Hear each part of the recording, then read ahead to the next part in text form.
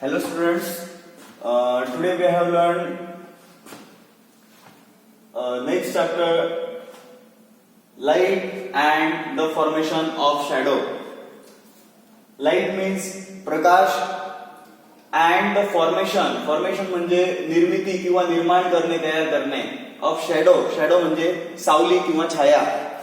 प्रकाश आणि प्रकाशामुळे निर्माण होणारी सावली याची माहिती आपण या पाठामध्ये घेणार आहोत. या पाठामध्ये पहिला टॉपिक आपण पाहणार आहोत तो म्हणजे ल्युमिनियस ऑब्जेक्ट. ल्युमिनियस ऑब्जेक्ट म्हणजे काय तर दीप्तिमान वस्तू. दीप्तिमान वस्तू म्हणजे काय तर याची डेफिनेशन आपल्याला पुस्तकात दिलेली आहे, याची माहिती आपण घेऊयात. ल्युमिनियस ऑब्जेक्ट म्हणजे दीप्तिमान वस्तू. द ऑब्जेक्ट ऑर मटेरियल, वस्तू किंवा पदार्थ विच इमिट लाईट, की ज्यांपासून आपल्याला प्रकाश मिळतो. Meaning those which themselves are source of light, की जे पदार्थ किंवा जे वस्तू स्वतः प्रकाशाचे स्रोत आहेत, are called luminous object or material.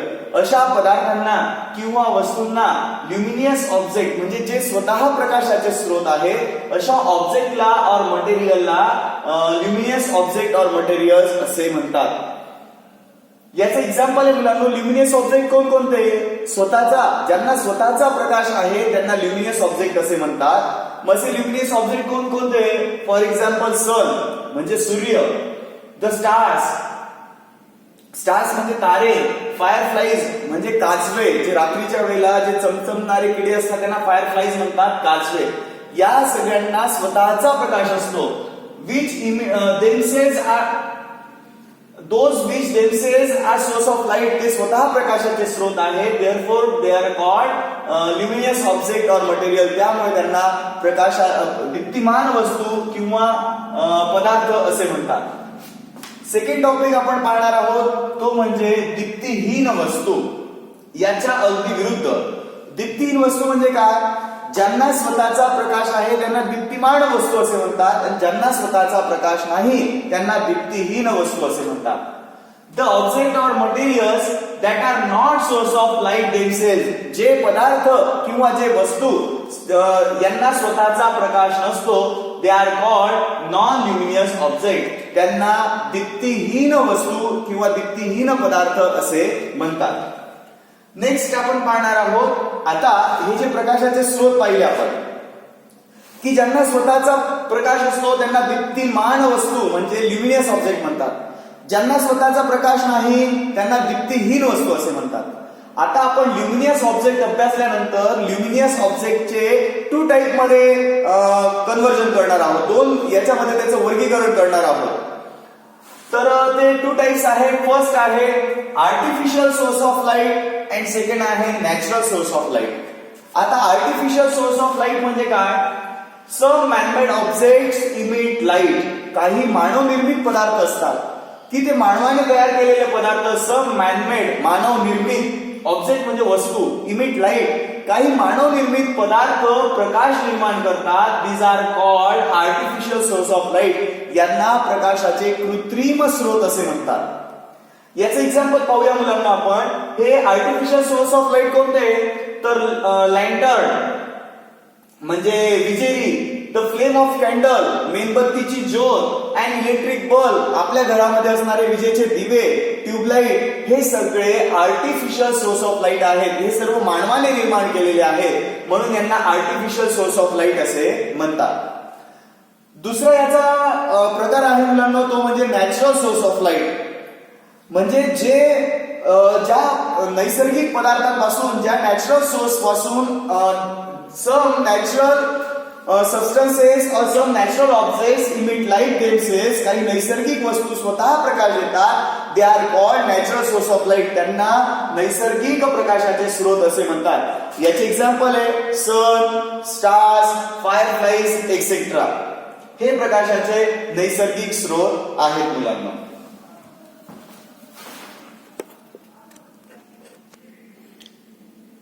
मुलांनो आता आपण पुढचा टॉपिक पाहणार आहोत द प्रोपॅगेशन ऑफ लाईट. प्रकाशाचे संक्रमण. बघा या ठिकाणी चित्रामध्ये light entering through a window. You may have seen in the afternoon, दुपारच्या वेळेला the rays light entering through a slit in a door or a small hole in the roof. तुम्ही मुलांनो आपल्या खिडकीतून किंवा दरवाजातून अशी दुपारच्या वेळेला स्लाइट म्हणजे दुपारच्या वेळेला उन्हाची अशी तिरीप तुम्ही आपल्या खोलीमध्ये पाहिली असेल. ही उन्हाची येणारी तिरीप ही उन्हाची येणारी तिरीप त्यांच्या छोट्या छिद्रातून जमिनीकडे येताना आपल्याला पाहायला मिळते.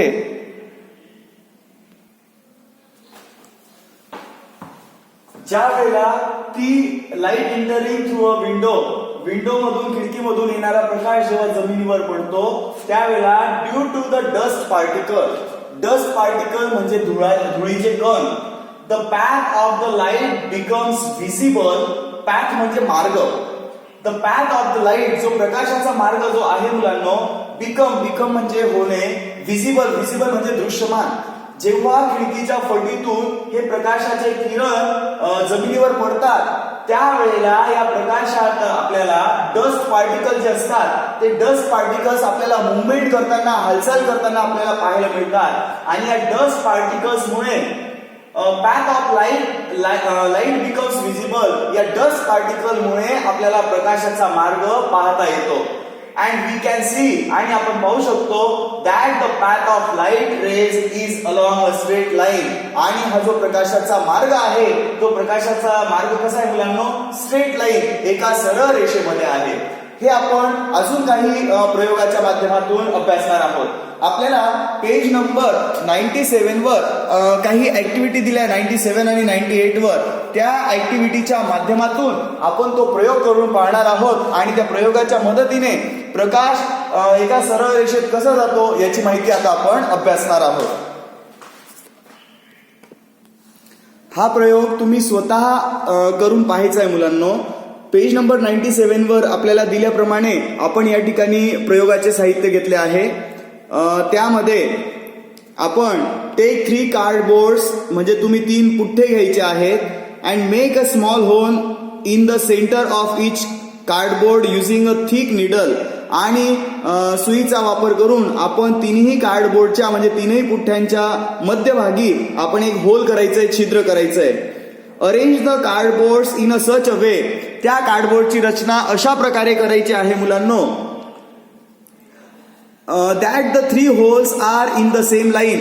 या तीनही कार्डबोर्डच्या सेंटरला जे होल असणार आहे त्या होलचं म्हणजे ते एका स्ट्रेट लाईन मध्ये ते आले पाहिजेत.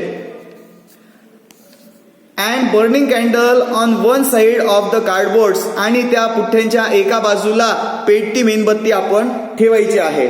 And look at the flame of the candle from the other side. आणि दुसऱ्या बाजूने म्हणजे इकडच्या बाजूला जर मेणबत्ती असेल तर आपण इकडच्या बाजूच्या छिद्रामधून ती मेणबत्तीची ज्योत आपण पाहायची आहे. पेज नंबर 98 वर जी स्टेप नंबर 1 दिलेली मुलांनो की या ठिकाणी मेणबत्तीची ज्योत तेवट आहे आणि इथून मध्यभागी जो छिद्र आहे त्या छिद्रामधून आपण मेणबत्तीची ज्योत पाहायची आहे. आपल्याला काय दिसतं, ज्या वेळेला हे सर्व जे कार्डबोर्ड्स असतात ते आणि त्यांचे होल जेव्हा स्ट्रेट लाईन मध्ये असतात त्यावेळेला या होल मधून आपल्याला ही जी फ्लेम ऑफ कॅन्डल मेणबत्तीची जी ज्योत आहे ती या छिद्रामधून पाहायला मिळते. आणि सेकंड स्टेप आहे मुलांनो, आपल्याला काय करायचंय की आपण या 3 पुठ्ठ्यांपैकी एक पुठ्ठा बाजूला सरकवायचा आहे. आता हा बाजूला सरकवल्यानंतर पूर्वीसारखं होल मधून आपण फ्लेम पाहिली तर ती आपल्याला दिसेल का, तर ती आपल्याला दिसणार नाही. याचं कारण काय, तर पूर्वी जेव्हा ते तीनही कार्डबोर्ड जेव्हा स्ट्रेट लाईन मध्ये होते त्यांचे होल त्यावेळेला आपण ते तीनही कार्डबोर्ड्स एका सरळ रेषेत असल्यामुळे आपण तो प्रकाश पाहू शकतो. मात्र या ठिकाणी move any one of the cardboard, एकही पुठ्ठा आपण हलवल्यानंतर we can not see the candle, त्यावेळेला आपण मेणबत्ती पाहू शकत नाही. यावरून आपल्याला लक्षात येतं मुलांनो की प्रकाश एका सरळ रेषेत प्रवास करतो. अजून आपण याची एक ऍक्टिव्हिटी पाहणार आहोत मुलांनो. एक स्मॉल ट्यूब घ्यायचंय आपण. आपल्या घरात जी नळी असते, स्मॉल ट्यूब म्हणजे नळी घ्यायची आणि त्या नळीतून आपण एक डोळा बंद करून दुसऱ्या डोळ्यातून नळीच्या दुसऱ्या बाजूला जे काही दिसते ना ते आपण पाहायचंय. जेव्हा ती नळी स्ट्रेट असेल, स्ट्रेट असल्यानंतर आपण त्याच्या समोरचा दुसऱ्या बाजूचा वस्तू किंवा पदार्थ पाहू शकतो.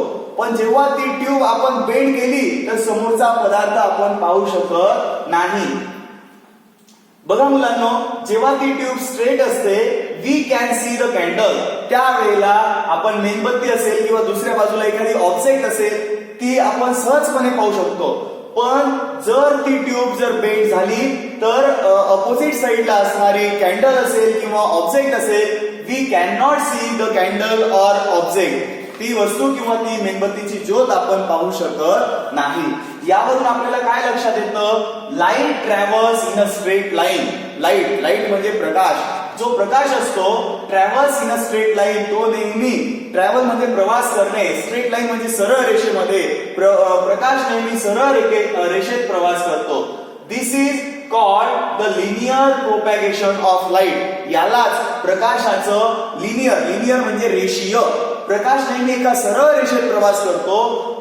दिस इज कॉल्ड, यालाच लिनियर प्रोपॅगेशन ऑफ लाईट, प्रकाशाचे रेषीय संक्रमण असे म्हणतात.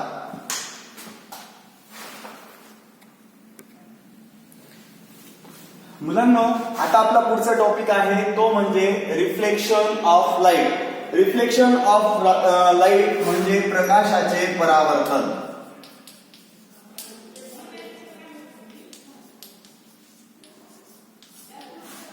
प्रश्न दिलाय, how do we see an object. आपण वस्तू कशा प्रकारे पाहू शकतो? जसं आपण आपल्या समोरची खुर्ची पाहतो, आपल्या समोर असणारा टेबल, आपल्या समोर असणारा टीव्ही किंवा आपल्या समोर कोण येऊन उभं राहिलंय, आपला कोणता मित्र आलाय, हे आपण सगळं कशा प्रकारे पाहतो? तर हे सर्व रिफ्लेक्शन ऑफ लाईट, जे प्रकाशाचं परावर्तन होतं, त्या प्रकाशाच्या परावर्तनामुळे आपण या सर्व वस्तू पाहत असतो. हे कशा प्रकारे होतं आपण पाहूया. How do we see an object. आपल्याला वस्तू कशा दिसतात, आपण वस्तूंना कशा प्रकारे पाहू शकतो? द रेज ऑफ लाईट, प्रकाशाचे जे किरण असतात, रेज म्हणजे किरण. द रेज ऑफ लाईट, प्रकाशाचे जे किरण असतात ते आर्टिफिशियल असेल किंवा नॅचरल असेल, म्हणजे तो प्रकाश कोणताही असू द्या, कृत्रिम असेल किंवा नैसर्गिक असेल, पण त्या प्रकाशाची जी किरणं असतात, falling on an object from a source of light, त्या प्रकाशाच्या स्रोतापासून निघणारी जी प्रकाशाची किरण असतात, ते प्रकाशाचे किरण, ती प्रकाशाचे किरण हे त्या वस्तूवर पडतात आणि throw back from the surface, आणि त्या वस्तूवर पडल्यानंतर तिथून ते पुन्हा थ्रो बॅक, परावर्तित होतात from the surface of that object, आणि त्या वस्तूवरून ते परत परावर्तित होतात. We see the object when the reflected rays reach your eyes. जेव्हा ते रिफ्लेक्टेड रेज, जे प्रकाशित प्रकाशाचे जे किरण असतात, जेव्हा त्यांचं परावर्तन होतं अँड रीच युअर आईज, आणि ते रीच म्हणजे पोहोचणे, युअर आईज, तुमच्या डोळ्यांपर्यंत ते पोहोचतात. When we see this object, त्यावेळेला ती वस्तू आपण पाहू शकतो. फॉर एक्झाम्पल, माझ्याकडे हा पेन आहे. हा पेन मी केव्हा पाहू शकतो? तर या ठिकाणी जे सोर्स ऑफ लाईट आहे, म्हणजे प्रकाशाचा जो स्रोत आहे, तो प्रकाशाचा स्रोत काही असू द्या. जेव्हा आपण मोकळ्या वातावरणात असतो त्यावेळेला प्रकाशाचा स्रोत असतो तो म्हणजे सूर्य. आता तुम्ही खोलीमध्ये बसलेले असाल किंवा जेव्हा आपण आपल्या क्लासरूम मध्ये असतो त्यावेळेला सोर्स ऑफ लाईट असेल, आपली ट्यूबलाईट असेल, तर त्याचे जे रेज असतात, लाईटचे रेज असतात, रेज ऑफ लाईट, त्या प्रकाशाची किरणं या ऑब्जेक्टवर म्हणजे या पेनावर पडतात, आणि या पेनावर पडल्यानंतर यांचं रिफ्लेक्शन म्हणजे त्या प्रकाशाच्या परावर्तन हे डोळ्यांवर होतं. आणि ज्या वेळेला त्या प्रकाशाच्या किरणांचं परावर्तन डोळ्यावर झाल्यानंतर ती प्रकाशाची किरणं जेव्हा डोळ्यांवर पडतात, डोळ्यांपर्यंत पोहोचतात, त्यावेळेला आपण हा पेन पाहू शकतो. हे फक्त पेनाचंच नाही तर प्रत्येक वस्तू, जेव्हा टीव्हीवरील चित्र असेल किंवा आपल्या समोर कोण आलेलं आहे, कोण व्यक्ती आहे, चंद्र आहे, रात्रीच्या वेळेला आपण चंद्र कसा पाहतो मुलांनो? तर आपण भूगोलामध्ये अभ्यासलेलं आहे की ग्रहांना आणि उपग्रहांना स्वतःचा प्रकाश नसतो. प्रकाश कोणापासून मिळतो? स्टार, ताऱ्यांपासून मिळतो. मग जेव्हा सूर्याची किरणं ही चंद्रावर पडतात आणि सूर्याची किरणं चंद्रावर पडल्यानंतर त्याचं रिफ्लेक्शन होतं, परावर्तन होतं, आणि ते परावर्तन जेव्हा आपल्या डोळ्यांवर पडतं त्यावेळेला आपल्याला तो चंद्र पाहायला मिळतो. असं प्रत्येक वस्तूचं मुलांनो, the rays of light falling on an object from a source of light, प्रकाशाच्या स्रोतापासून निघणारी प्रकाशाची किरणं जेव्हा ती त्या वस्तूवर पडतात and break from the surface of that object, आणि तिथून त्यांचं पुन्हा रिफ्लेक्शन होतं. When the reflected rays reach your eyes, जेव्हा ते रिफ्लेक्शन झालेलं, परावर्तन झालेली प्रकाशाची किरणं आपल्या डोळ्यांवर पडतात, we see the object, त्यावेळेला आपण ती वस्तू पाहू शकत असतो. मुलांनो, पेज नंबर 99 वर आपल्याला इथे 3 पिक्चर्स दिलेले आहेत. पहिलं दिलंय मिरर, सेकंड दिलंय एक वॉल दिली आहे, आणि थर्ड दिलंय कार विंडो, म्हणजे गाड्यांना असणारी जी काच असतात ना, या 3 काच दिलेल्या आहेत. आणि आपल्याला विचारलंय in which objects do we see a reflection, तुम्हाला या 3 वस्तूंपैकी कोणत्या वस्तूंमध्ये तुम्हाला रिफ्लेक्शन पाहायला मिळेल. सेकंड विचारलं question, what is the difference between an object and its reflection, पदार्थ म्हणजे वस्तू आणि त्याच्या परावर्तनामध्ये काय फरक आहे, व्हॉट कॉज द डिफरन्सेस, हा फरक कशामुळे आहे मुलांनो. तर आपण या सगळ्यांचं निरीक्षण केलं मुलांनो. पहिल्या प्रश्नाचं उत्तर आपण पाहूया. In which objects do we see a reflection, आपल्याला कोणत्या वस्तूमध्ये परावर्तन पाहायला मिळेल. फर्स्ट आणि थर्ड पिक्चर मध्ये आपल्याला हे रिफ्लेक्शन पाहायला मिळेल. What is the difference between an object and its reflection, ते ऑब्जेक्ट अँड इट्स रिफ्लेक्शन, ते वस्तू आणि त्यांच्या परावर्तनामध्ये काय फरक असतो. What cause the differences. तर मुलांनो, या ठिकाणी या प्रश्नांची उत्तरं आपल्याला दिलेली आहेत. When you see your face in a mirror, ज्या वेळेला आपण काचेमध्ये आपला चेहरा पाहतो, the light reflected from your face fall on the mirror, त्यावेळेला त्या काचेवर पडणारा जो प्रकाश किरण असतात ते रिफ्लेक्टेड होतात, आपल्या डोळ्यांवर पोहोचतात, and that is why you see the image in the mirror, आणि त्यामुळे आपण आपला स्वतःचा चेहरा हा पाहू शकतो. मात्र हा चेहरा आपण या काचेमध्ये पाहू शकतो का, ते रिफ्लेक्शन होतं पण क्लिअरली होत नाही, म्हणून आपण क्लिअरली आपलं इमेज या ग्लास मध्ये पाहू शकत नाही. आणि बॉल मध्ये तर तो वुडन सरफेस असतो किंवा त्याच्यामध्ये तर आपण पाहू शकत नाही.